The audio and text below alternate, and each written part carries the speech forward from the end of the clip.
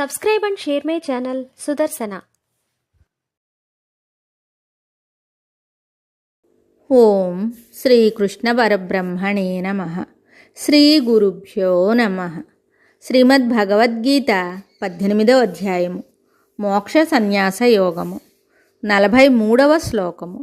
శ్రీ భగవానువాచ శౌర్యం తేజోర్ధృతిర్దాక్ష్యం యుద్ధే చాప్యపలాయనం దానమీశ్వరభావశ్చ క్షాత్రం కర్మ స్వభావజం. శౌర్యం తేజో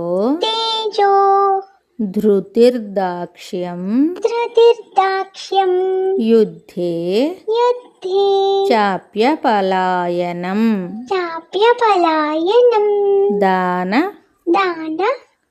దానమీశ్వరభావశ్చ క్షాత్రం కర్మ స్వభావజం. శౌర్యం తేజో ధృతిర్దాక్ష్యం యుద్ధే చాప్యపలాయనం దానమీశ్వరభావశ్చ క్షాత్రం కర్మ స్వభావజం. ఈ శ్లోకమునకు భావము భగవానుడు చెప్తున్నాడు. శూరత్వము, తేజస్సు, కీర్తి, ప్రతాపము, ధైర్యము, సామర్థ్యము, యుద్ధమునందు పారిపోకుండుట, దానము, ధర్మపూర్వక ప్రజా పరిపాలనా శక్తి, శాసకత్వము ఇవి స్వభావము వలన పుట్టిన క్షత్రియ కర్మయ్యి ఉన్నది.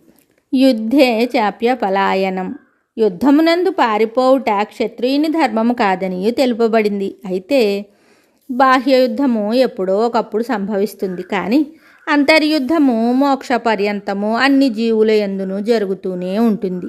మంచికి చెడ్డకు, ధర్మమునకు అధర్మమునకు, దైవ సంపదకు అసుర సంపదకు సంగ్రామము హృదయమున నిరంతరము సాగుతూనే ఉంటుంది. బలవత్తరమగు మాయతో జరుగు అట్టి యుద్ధమున ప్రతి మనుజుడు ఇట్టి క్షాత్రమునే ప్రదర్శించవలసి ఉండును.